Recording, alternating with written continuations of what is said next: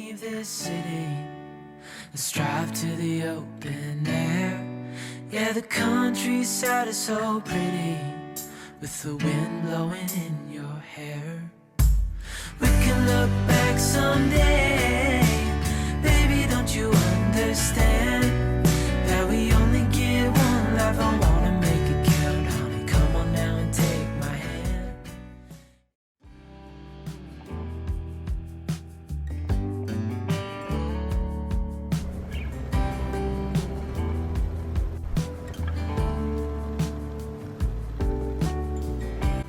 Good morning, Maya.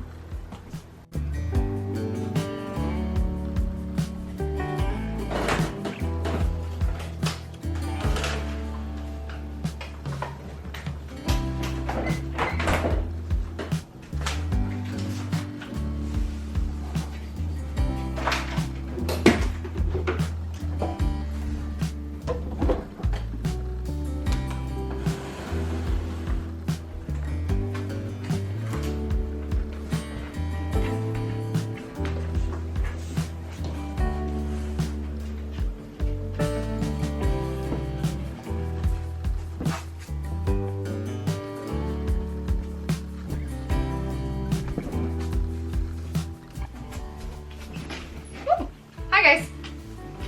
I had to put on a hoodie because it's quite cold in this house.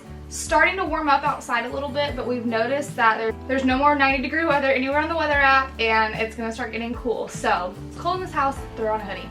The last thing that I need to do this morning before I go outside and start working with Cody is make our bed, because our dogs are sleeping with us all the time, and so it's constantly getting dirty with dog hair and dirt and all of those things. So I try to change it as much as possible. So I've already stripped the bed, and now I'm going to change my sheets and comforter and all of that. But I thought this would be a perfect opportunity to tell y'all about our Birch Living mattress. And thank you, Birch Living, for sponsoring today's video. So Birch Living is a premium mattress in a box company that comes directly to your front door. They make mattresses and sleep products that are comfortable, stylish, and environmentally conscious, which I love. Their non-toxic mattresses are actually made right here in America, and they're crafted with natural organic materials that have been sustainably sourced. It's made with breathability, cooling, and support in mind, which is huge for us because Cody is constantly breaking his back every day working on this house and working outside, and so back support at night is really important to him. And unlike synthetic mattresses, the wool in these mattresses makes it hyperallergenic, which means these mattresses are allergen and mildew resistant. And I love that I can reduce my environmental impact by having a mattress that is produced with raw materials. We've had our Birch Living mattress for well over 2 months now, and we absolutely love it. Prior to having this mattress, we had just a full-size, rinkety-dinkety, super stiff, uncomfortable mattress back from when I was in high school. So this is definitely an upgrade. And what Cody loves about this mattress is the comfort level. He has a ton of back pain, a ton of lumbar issues, and so this mattress has helped tremendously with him being able to just sleep better and sleep more comfortable. And that man is out in like 30 seconds. He literally puts his head on his pillow and he is fast asleep.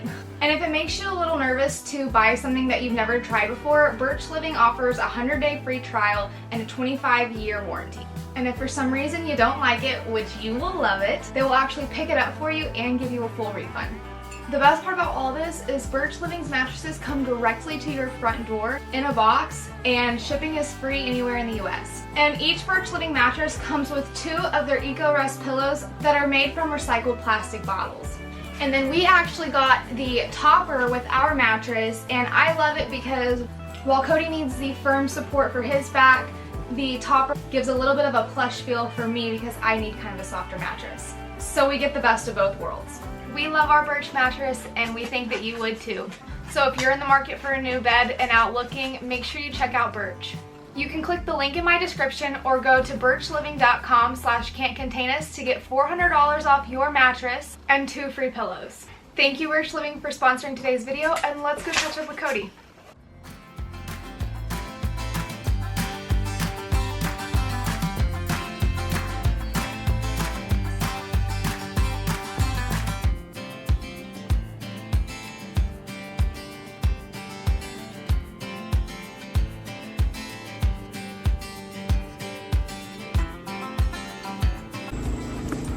I would help, but I'm filming.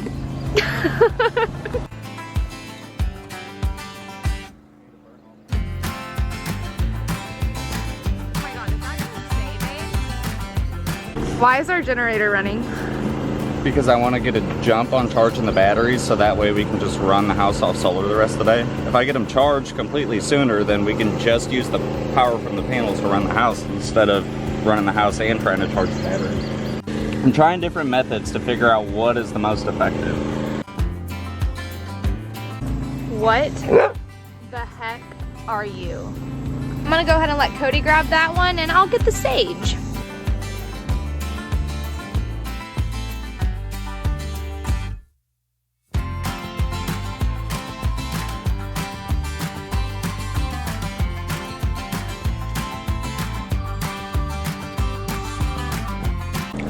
You can use this to check the moisture level of the soil, so you can see this is super dry, it needs water. Okay.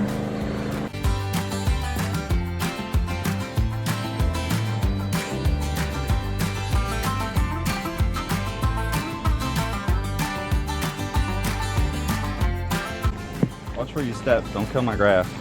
There's a patch there. And a patch there. And some right there. Oh, don't worry, baby. I won't walk on your grass. This man is so proud of his grass. It's his baby. Even though there's like none growing. If you don't like gross things, skip 10 seconds. If you want an update on how the lagoon's going, this is your one and only chance because I'm never gonna come back here again. It is very full. There's absolutely no smell or anything like that. I cannot smell it and I have a very sensitive nose. But it's really gross to look at, so I'm not a fan of coming back here. It's just algae. It's just algae because the water's untreated and there's too much nutrients and bacteria in the water. Yeah. So. Ugh. Okay, never again.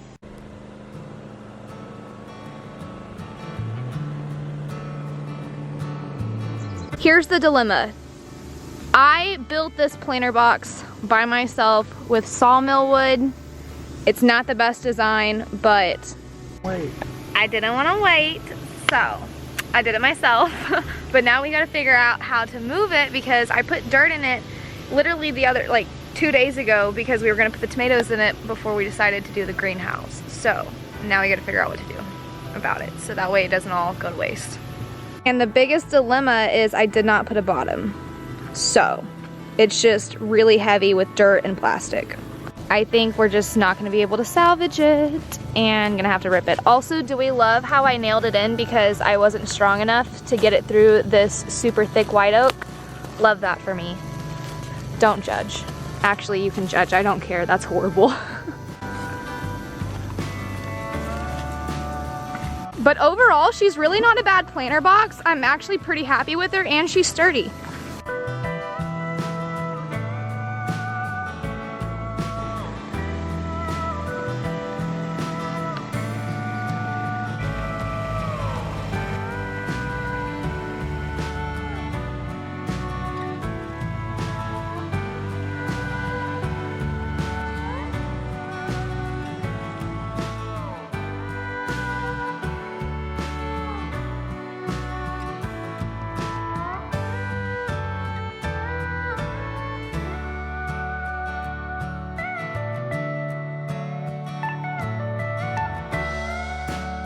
We had this while we were in our transition phase and living with family so we could have like coffee and microwave and storage for food and all of that.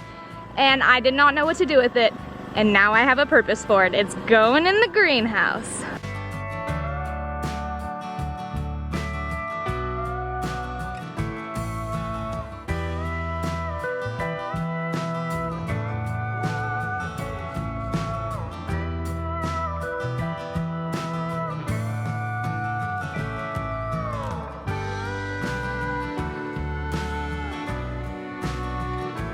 That's not accurate. Don't worry, it's just because I was messing with it.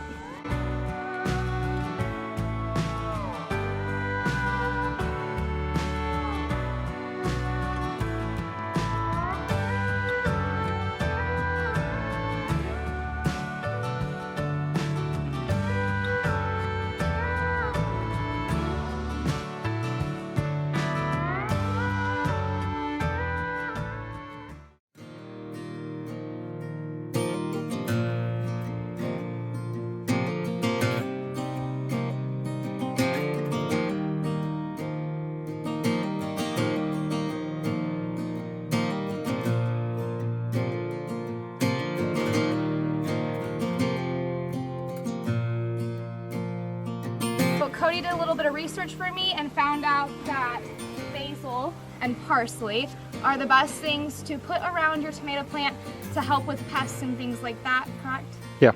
So that is what we're gonna do right next to each other.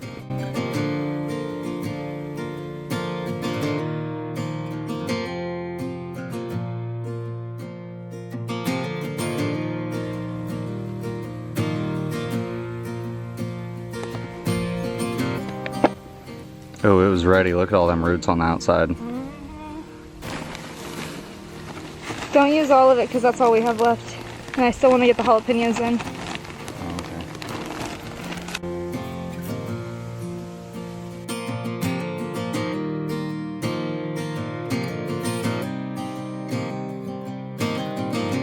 And then Cody planted his tree right next to the greenhouse. So we're gonna clear a little bit so that way it gets tons of sunlight and everything that it needs. So this is what we have going on right now. I think we're gonna run to the store and grab some more soil, mulch, and then a few other things, and we'll be back. So I picked up these twinkly lights at Walmart for, I think they were like $2, and then I just kind of ran them along. We are big clearance people. We are big clearance people. But what I love about them is they come in like these little waterproof boxes, so I can just screw it into the wood, and it has a power button, so on and off.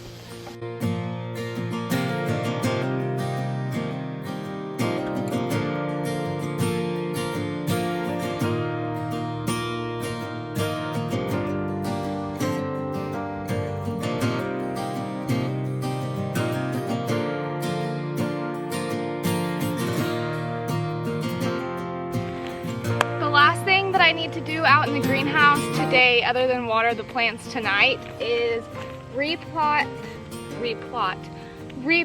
my cherry tomato plant, which has seen better days. I'm so upset. My dog decided she wanted to eat tomatoes. I know that there's a lot of controversy on that. I know that it's not good for them. I've been keeping a close eye on her. This was like a week ago, and it's just not doing so well. The dog is perfectly fine. She's just a brat. But now we have it in the greenhouse. I'm hoping that I can show her a little bit more attention and some love, and maybe she will return back to normal. But I need to repot her, and then I also need to repot the aloe plant, so let's do that. And yes, I am saving all of the pots that the other plants came in, even the Bonnie little holders too, because I can use them in some way or another. So for instance, this had my big tomatoes in it, and now it's gonna have my cherry tomatoes.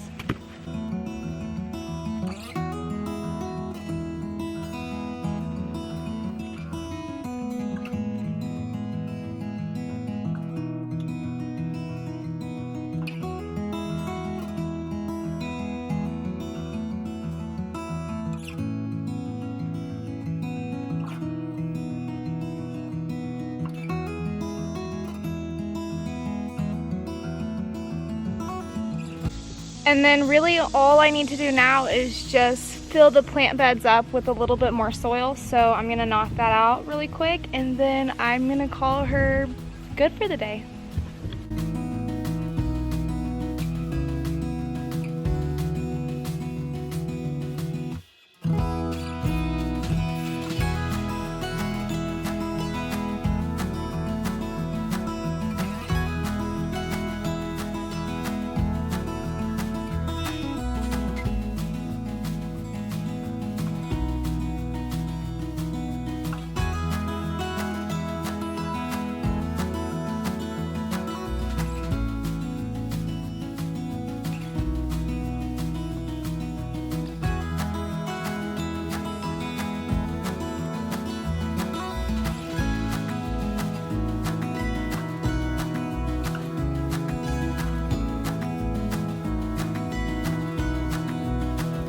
Have our tomatoes and then our sweet basil and parsley, as you saw, and then all of our pepper plants. We eventually want to extend the garden beds as we need, but for right now, that's really all that we need. My tomato plant that's on the verge of dying, and then I just have some lavender and mint. It's not doing the best. I'm hoping that I can bring it back to health. Our aloe plant that I repotted, and then some more just herbs and random plants that I started, and then my lavender, sage, and oregano. extra pot and soil that we just didn't need, but pot and soil is really, really, really cheap right now. And then I have a bunch of sprouts that I started. And when I say that, I mean like watermelon, eggplant, things like that. This one also says, I don't know. I think that it's squash. But the original tag that I first had in it disappeared. When you see all that dog hair, that'd be because of my dog, and then the tag disappeared, and my dog is just a brat. So I don't know what it is, but I think it's squash. So we have all of that and all of our extra stuff, and then just tools. We eventually will put the plastic siding on, but right now we love her. Twinkly lights because I like pretty things. We also got one of our apple trees planted right here next to the front of the greenhouse, and then eventually we're gonna clear a little bit more space right here so we can kind of start a little bit of an orchard and get, I don't know, I'm hoping to get at least 5 different apple trees kind of lined up right here. Maybe some grapes and stuff like that. We'll see what happens. But dying a little bit because I waited way too long to plant it, but hopefully I can save her. I guess we'll see. And yeah, that's pretty much it. A few common questions that we get. I posted this on TikTok and we got a few questions in terms of like dimensions and stuff like that. So did you want to tell them your dimensions? So it's 7 feet wide by 16 feet long. So it took a little less than 4 cattle panels. We ended up trimming the last one and using the last of it to finish the end caps. Yeah. And the panels are 50 inches by 16 feet long. Are we worried about rotting? No, because white oak is actually really, really good for this type of stuff. Yeah, white oak is just really weather resistant. It's actually commonly used for like building boats or flooring, whiskey barrels, things like that. So it's actually really good for weather applications. So we're not concerned about anything like that. And then the reason we haven't put siding on it is just because it's the summertime. We really don't need to right now. But as we get into winter, we will buy plastic sheeting for it, and then like high grade sheeting, and then we will completely cover it in and let it become its actual greenhouse.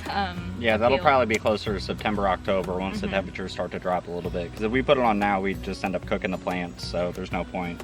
There's a ton more I want to do. I'm going to look into a lot more winter type plants and things like that, and what I need to plant in the winter. So if you have any suggestions, please leave them below.